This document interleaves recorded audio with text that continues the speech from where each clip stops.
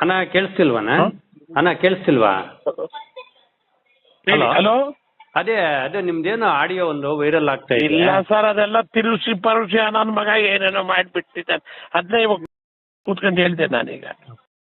ಅದು ನಿಮ್ಗೆ ಮಾರ್ಕೊಂಡಿರೋ ಟಿವಿ ಬೇರೆ ಟಿವಿ ಮಾಡ್ಕೊಂಡಿದಾರೋ ಗೊತ್ತಿಲ್ಲ. ಅದು ನನಗೀಗ ನಾನು ಒಂದ್ ಮಾತು ನೀವು ಮೊನ್ನೆ MP ಮಾಡಿದ್ ದೇವೇಗೌಡ್ರಲ್ಲಣ್ಣ ಇಲ್ಲಿಗೆ ಮಂಡ್ಯಗೆ 5 ತಿಂಗಳು. ಹೌದು, ನಾನೇ 35 ಕೋಟಿ ಖರ್ಚು ಮಾಡ್ಕೊಂಡು ಸಾಲ ಮಾಡ್ಕೊಂಡು 35 ಕೋಟಿ ಖರ್ಚು ಮಾಡ್ಕೊಂಡು ನೀನ್ ಇಂಡಿಪೆಂಡೆಂಟ್ ಆಗಿ ನಿಂತು 100 ಕೋಟಿ ಖರ್ಚು ಮಾಡಿದ್ರು ಯಾಕನ ಆಗ್ತಾ ಇರ್ಲಿಲ್ಲ?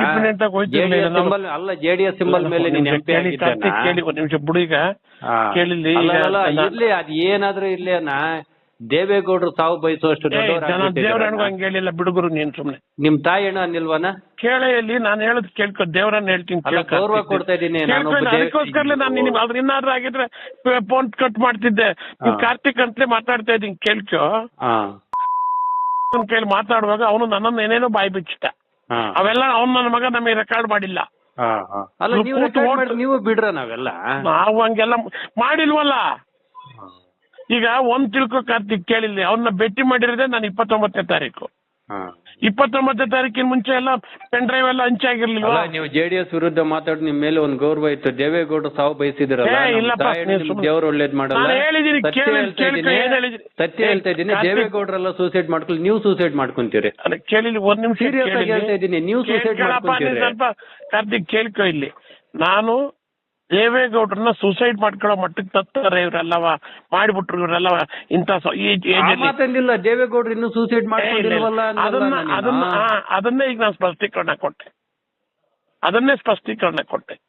ನನ್ನ ಮಕ್ಳಿಗೆ ಮಾಡ್ಯಾವ ನೀವು, ನನ್ನ ಮಗ ಇವನು ಇನ್ನು ಏನೇನ್ ಮಾಡ್ಕೊಂಡ್ ಬಿಡ್ತಾವ. ದೇವೇಗೌಡ ಸೂಸೈಡ್ ಮಾಡ್ಕೊಂಡ್ರೆ ನಿಮ್ ಖುಷಿನ? ನೀನ್ ಸುಮ್ನೆ ಅಲ್ಲ, ನೀವು ಮಾತಾಡಿರೋ ರೀತಿ ಆ ರೀತಿ ಇತ್ತು. ಕಾರ್ತಿಕ್, ಒಂದ್ ನಿಮಿಷ ಕೇಳ್ಕೊ ಇಲ್ಲಿ. ನಾನು ನಿನ್ಗೆ ಹೇಳ್ತಾ ಇದ್ದೀನಿ, ನಾನು ಗೌರವ ಕೊಟ್ಟು ನಿನ್ಗೆ ಮಾತಾಡ್ತಾ ಇದ್ದೀನಿ. ನಾನು ನಿನ್ಗೆ ಹೇಳಿದ್ರೆ ವಿಶ್ವಾಸ ಇದ್ದಿದ್ದಕ್ಕೆ ನಾನು ಗೌರವ ಕೊಡ್ತಾ ಇದ್ದಿದ್ದು. ಅದೇ ಪ್ಲೇಸ್ ಅಲ್ಲಿ ಬೇರೆಯವನು ಬೇರೆ DK ಶಿವಕುಮಾರ್ ಆಗಿದ್ದು ನಾನು ಬೈಕ್ ಬಂದಂಗೆ ಬೈದ್ ಬಿಡ್ತಾ ಇದ್ದೀನಿ. ನಿಮ್ಮ ಮೇಲೆ ವಿಶ್ವಾಸ ಇರೋದಕ್ಕೆ ನಾನು ಮಾತಾಡ್ತಾ ಇರೋದು ಗೌರವ ಕೊಟ್ಟು. ನಾನು ನಿನ್ ಮೇಲೆ ವಿಶ್ವಾಸ ಇಟ್ಕೊಂಡೆ ಹೇಳ್ತಾ ಇದ್ದೀನಿ. ನಾನು ದೇವರಾಣಿಗೂ ನಾನು ಆ ಮನಸ್ಸಿನಲ್ಲಿ ಹೇಳಿಲ್ಲ. ಅವ್ನು ನನ್ನ ಮಗ. ನಾಳೆ ಬೆಳಿಗ್ಗೆ ಮೀಡಿಯಾ ಮುಂದೆ ಹೋಗಿ ಕ್ಷಮೆ ಕೇಳ್ರಿ. ನಾನು ನಾಳೆ ಕೇಳಿ ಆಯ್ತು. ಅವನು ಪವರ್ ಟಿವಿ ಅವ್ನು ಕೇಳಲಿ, ಯಾವ ಟಿವಿ ಮುಂದಕ್ಕೂ ಇನ್ನು ಹೋಗಲ್ಲ, ಕ್ಲೋಸ್. ಇನ್ನು 15 ದಿವಸ ನಾನು ಯಾವ ಟಿವಿವರೆಗೂ ಸಿಕ್ಕಲ್ಲ ನಾಳೆಯಿಂದ. ಅಲ್ಲ ನೀನ್ ಅಂದಿದೀಯ ಅಂತ ಪಬ್ಲಿಕ್ ಆಗಿ ನೀನು ಒಪ್ಕೊಂತ ಇದೀಯ. ತೊಡಲಿ ಕೇಳಿಲ್ಲಿ. ಅಲ್ಲ ನೀನ್ ಅಂದಿಲ್ಲ, ಪ್ರೆಸ್ ಮೀಟ್ ಮಾಡಿ ನೀನು ಬಿಡು. ನಾನು ಮಾತಾಡಿದ್ದೀನಿ ಬಿಡು. ಈಗ ಆಯ್ತು.